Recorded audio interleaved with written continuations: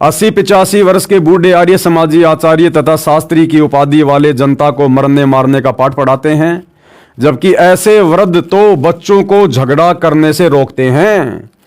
देखो, सतलोक आश्रम वाले शिक्षा दे रहे हैं उन ज्ञानहीन आर्य समाजी आचार्यों को कि आचार्यों ने तो जनता को अच्छा पाठ पढ़ाना चाहिए, और इन आचार्यों ने जनता के हाथों में डंडे देकर उनको लड़ना झगड़ना सिखाया। अरे भैया, 2014 के बरवाला कांड में क्या पाकिस्तान के लोगों ने आकर भोले भाले भक्तों को काले कपड़े पहनकर कमांडो बनाकर पुलिस वालों से लड़ने झगड़ने के लिए तैयार किया था? कौन थे वो लोग? कौन थी राष्ट्रीय समाज सेवा समिति? यही सतलोक आश्रम मैनेजमेंट हरियाणा वाले, सतगुरु रामपाल जी के परिवार वाले। इन्हीं लोगों ने काले कपड़े पहनाकर बरवाला कांड के समय भक्तों को कमांडो बनाया, हाथों में हथियार पकड़ाए। एक छोटा सा वीडियो आपको दिखाता हूं भाइयों और बहनों। सतलोक आश्रम के एक अन्य मीडिया प्रभारी राहुल का, जो कि सतलोक आश्रम में जिस समय सतगुरु रामपाल जी सत्संग किया करते थे, वो सत्संगों को रिकॉर्ड करने की सेवा किया करता था। जो व्यक्ति वर्तमान में जमानत पर बाहर है, और इन आश्रम वालों ने जो शान न्यूज चैनल खोल रखा है उसमें रिपोर्टर है।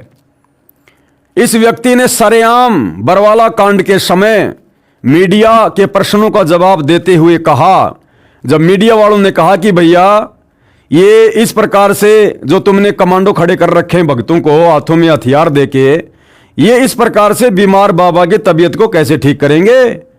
अरे बाबा अगर बीमार है तो उसके लिए तो भक्तों ने हाथ जोड़ के भगवान से प्रार्थना करनी चाहिए, और भगत तो गुंडे बन के खड़े हुए हैं यहां पर। तो वो व्यक्ति राहुल कहता है कि ये जितने भी व्यक्ति हैं जो डंडे लेकर खड़े हैं काले कपड़े पहनकर, ये संत रामपाल जी के भगत नहीं है, ये राष्ट्रीय समाज सेवा समिति के सदस्य हैं। अरे तो राष्ट्रीय समाज सेवा समिति कोई पाकिस्तान की थी क्या? तुम आश्रम वालों ने तो आश्रम के भक्तों को काले कपड़े पहनाकर खड़ा किया था। 2010 में सतलोक आश्रम में सतगुरु रामपाल जी के दोनों बेटों ने, उनके भाई ने तो ये संगठन खड़ा किया था, और कह रहा कि ये जितने भी लोग हैं इनके हाथों में पहले भी हथियार नहीं थे, पहले भी इनके हाथों में डंडे थे। तो डंडे भक्तों के हाथों में शोभा देते हैं क्या? डंडा हथियार नहीं होता क्या? डंडा तुम्हारे सर पर मार दिया जाए तो वो काम नहीं करेगा क्या? और कह रहा है कि ये देखिए संत रामपाल जी के भगत नहीं है, ये राष्ट्रीय समाज सेवा समिति के सदस्य हैं। अरे भैया, जो संत रामपाल जी का भगत ही नहीं था, फिर ऐसे लोगों को तुमने कमांडो क्यों बनाया?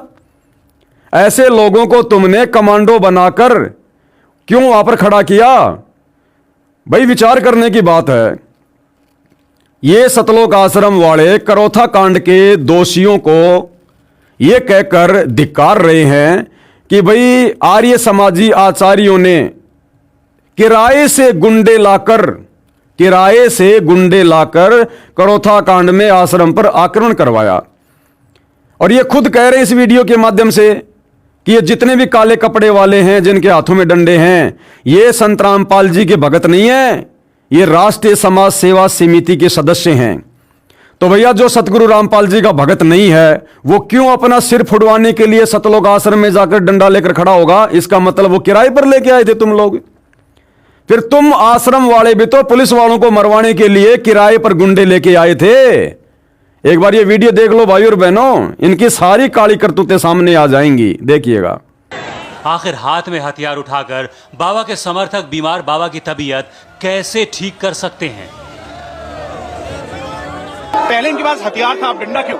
देखिए, ये संत रामपाल जी महाराज जी के अनुयायी नहीं है सब, ये राष्ट्रीय समाज सेवा समिति के कमांडो हैं, और राष्ट्रीय समाज सेवा समिति के कमांडो यहाँ पर सारे सुरक्षा व्यवस्था देखते हैं। और ये पहले इनके हाथ में, आपने कहा कि पहले इनके हाथ में हथियार थे, अब इनके हाथ में लाठियां हैं। इन सभी के हाथों में पहले भी हथियार नहीं थे, इनके हाथ में पहले भी लाठियां थी। और ये यहाँ पर जो भी कोई अभद्र व्यवहार ना हो, किसी प्रकार का, किसी भी प्रकार का कोई अफरा तफरी का माहौल ना हो, इस तरह से इन्होंने लाठी डंडे यहाँ पर हाथ में। अब बताओ भाई और बहनों, उन आर्य समाजी आचार्यों में और 2014 बरवाला कांड के दोषी सतगुरु रामपाल जी के परिवार वालों में, इन सतलोक आश्रम के भक्तों में भला क्या अंतर है? वो भी किराए के गुंडे लाए, और ये आश्रम वाले भी बरवाला कांड में किराए के ही गुंडे लाए थे।